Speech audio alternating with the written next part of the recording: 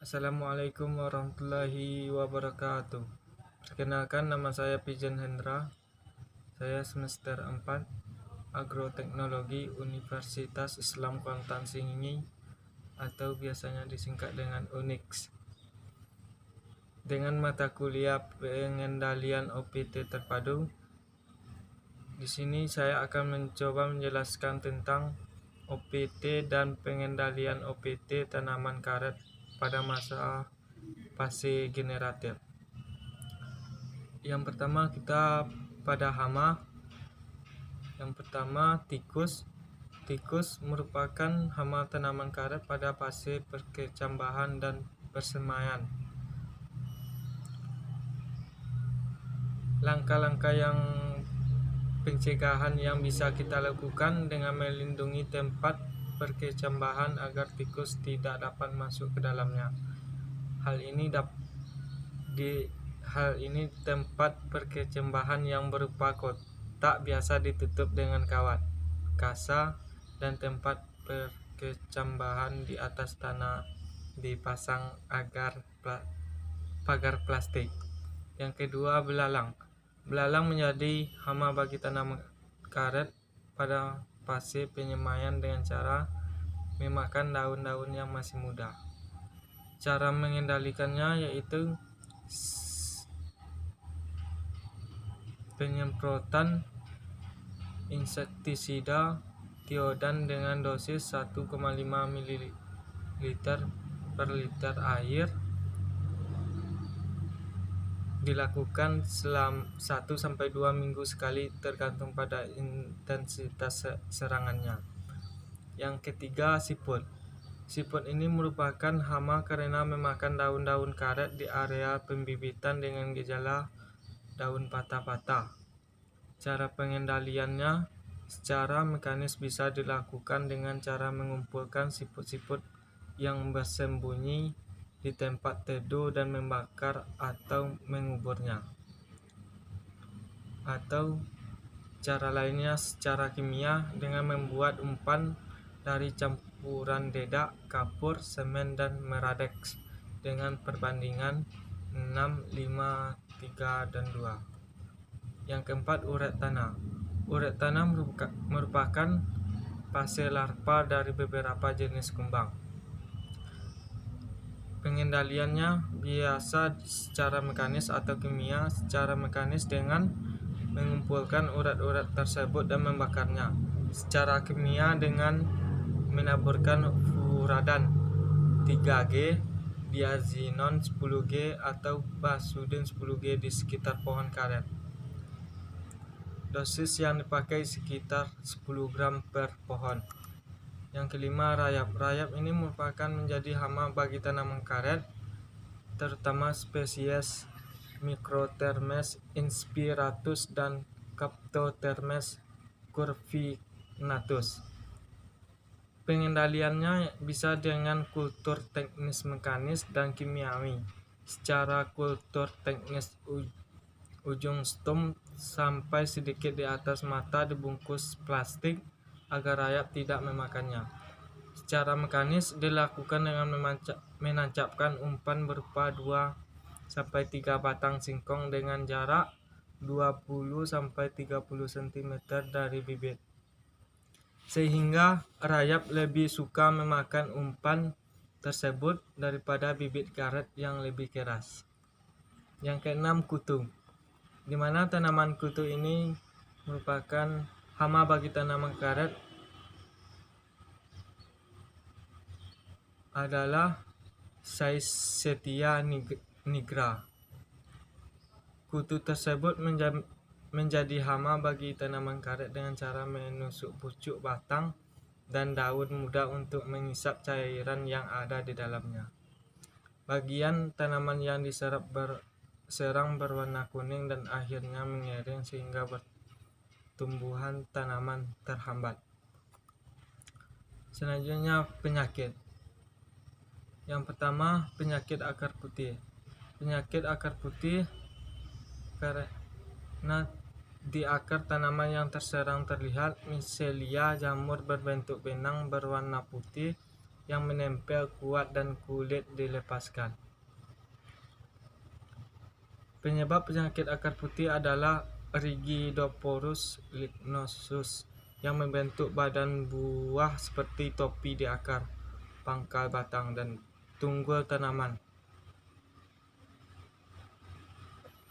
Yang kedua, penyakit akar merah, di mana jika penyakit akar merah putih cenderung menyerang tanaman muda, maka penyakit akar merah justru lebih banyak menyerang tanaman dewasa atau bahkan yang mulai menua.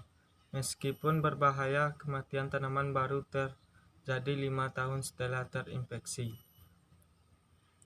Gejala yang bisa dilihat dari serangan penyakit ini adalah terjadinya perubahan warna daun dari hijau menjadi hijau pucat suram, menguning, dan akhirnya berguguran. Disebut dengan penyakit akar merah karena jika tanah di daerah perakaran tanaman yang sakit terbongkar, akan terlihat miselia jamur berwarna merah muda sampai merah tua di akarnya.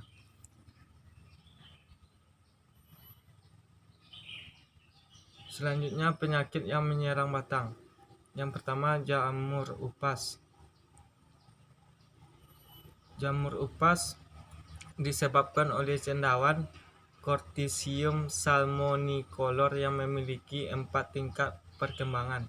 Tahap pertama atau sering disebut dengan tahap sarang laba-laba adalah terbentuknya lapisan tipis berwarna putih di permukaan kulit. Selanjutnya akan berkembang membentuk sekumpulan benang jamur, biasanya disebut dengan tahap bongkol. Pada tahap ketiga atau tahap Corticium, terbentuk lapisan kerak berwarna merah muda. Tahap terakhir atau tahap nekator adalah terbentuknya lapisan tebal berwarna merah tua. Yang kedua, kanker bercak. Penyakit kanker bercak muncul akibat infeksi jamur palmivora yang memiliki benang-benang hifa berwarna putih. Gejala serangan penyakit ini tidak mudah dikenali karena serangnya dimulai dari bawah kulit. Kulit yang sakit baru terlihat jika dilakukan pengorokan kulit batang atau kulit cabang.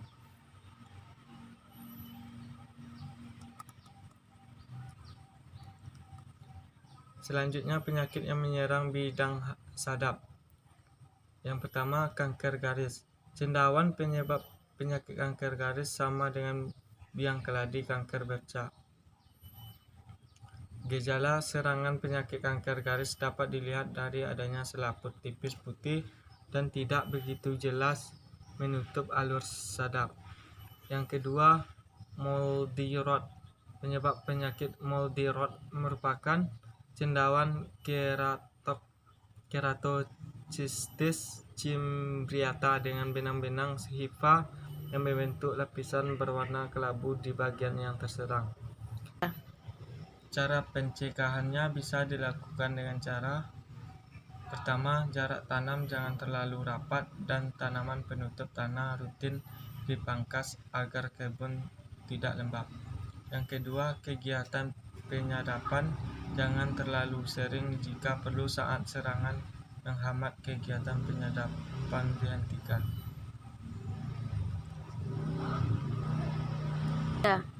Yang ketiga yaitu brown blast. Penyakit brown blast bukan disebabkan oleh infeksi mikroorganisme, melainkan karena penyadapan yang terlalu sering, apalagi jika disertai penggunaan bahan perangsang latex. Penyakit ini juga sering menyerang tanaman yang terlalu subur, berasal dari biji, dan tanaman yang sedang membentuk daun baru. Gejala penyakit ini dapat dilihat dengan tidak mengalirnya latex dari sebagian alur sadap. Cara pencegahan: yang pertama, jangan melakukan penyadapan terlalu sering dan dianjurkan mengurangi penggunaan bahan perangsang latex. Yang kedua, tanaman yang kulitnya tidak bisa disadap lagi sebaiknya tidak disadap.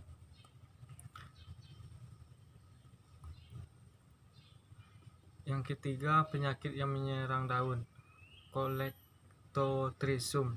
Penyakit ini disebabkan oleh cendawan Colectotrichum gloeosporoides dengan gejala-gejala berupa daun muda, tampak lemas berwarna hitam, keriput, bagian ujung mati, menggulung, dan akhirnya berguguran.